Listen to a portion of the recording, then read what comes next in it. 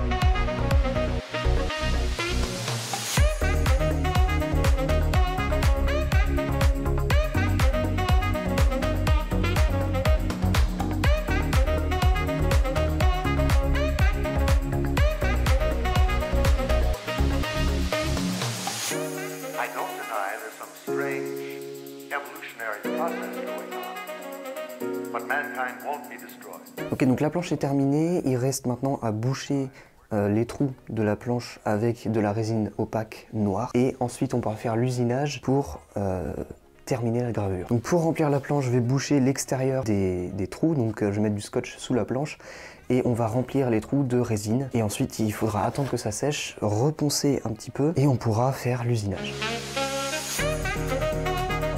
Il faut vraiment que ce soit bien bouché pour que la résine ne puisse pas passer à travers. J'espère que ça va bien fonctionner parce que j'ai des doutes. Ok, donc là tout est bien fixé comme il faut. J'ai mis pas mal de couches de scotch histoire d'éviter au maximum les fuites et j'espère qu'il n'y en aura pas d'ailleurs. Du coup, maintenant il reste à mettre la résine dans tous les trous et donc on va faire à peu près 10 grammes de résine noire. Alors comme pour l'autre projet, je vais utiliser la fameuse résine pro. Voilà, donc il va nous falloir 6,25 grammes de résine A et 3,75 grammes de composant B. Donc j'espère que je vais réussir à faire ça et du coup c'est parti. Je vais mettre les gants.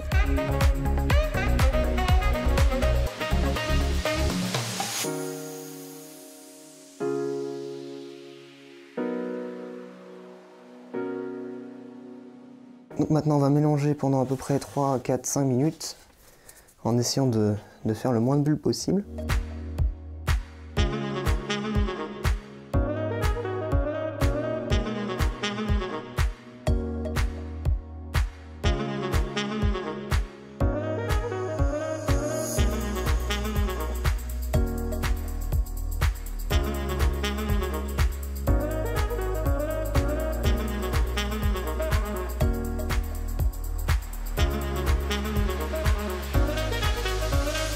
Bon, donc le colorant est pas ouf, hein, on va pas se mentir, c'est quand même quelque chose d'assez peu qualitatif. Maintenant, il n'y a plus qu'à attendre que ça sèche et ensuite on pourra faire un dernier petit ponçage avant de passer à l'usinage. Bien, donc le séchage est terminé, on a quelque chose d'à peu près correct. Maintenant, on va pouvoir enlever le fameux scotch qui se trouve sous chaque trou.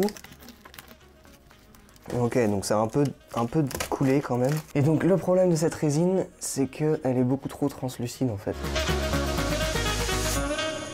Donc maintenant que tout ça c'est fait, on va pouvoir passer à la scie sur table pour faire en sorte d'avoir, de donner les bonnes dimensions à la planche.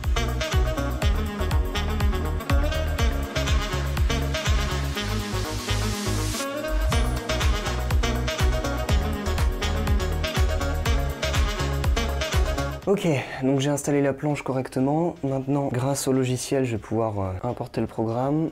Donc on va régler la machine déjà à son origine.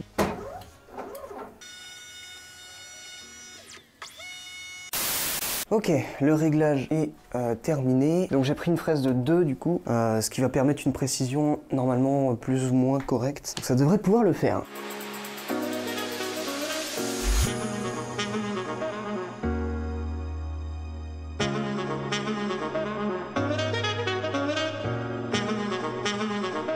L'usinage vient de se terminer, c'était quand même sacrément long, mais je trouve que le résultat y est largement. On peut voir que c'est quand même pas trop mal. Maintenant le problème c'est qu'il va falloir continuer en ponçant tout ça et en enlevant chaque copeau en fait qui reste là. Donc on va commencer par ça et ensuite on mettra de la résine dans les rainures et normalement ça devrait à peu près être terminé.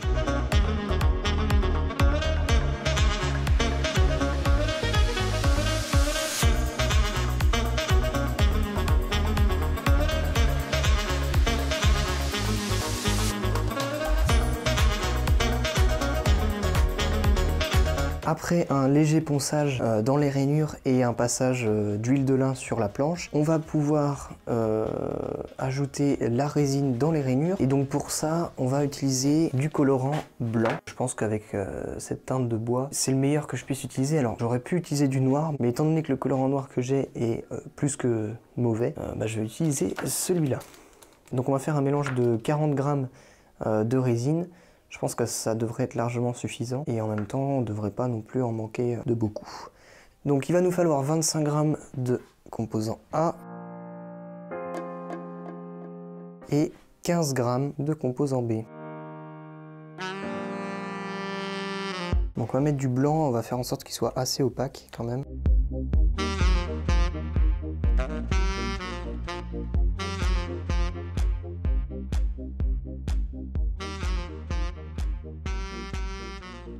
Très bien, et donc maintenant on va pouvoir l'appliquer sur notre fameux tableau.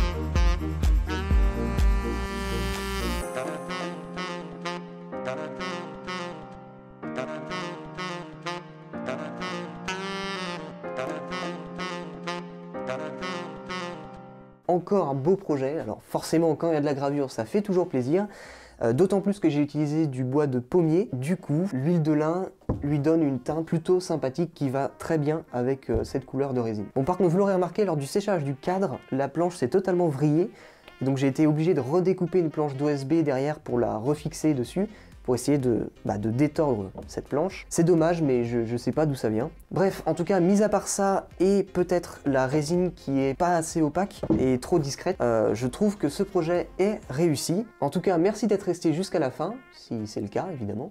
Et on se dit à la prochaine pour une nouvelle vidéo. C'était Network. Salut!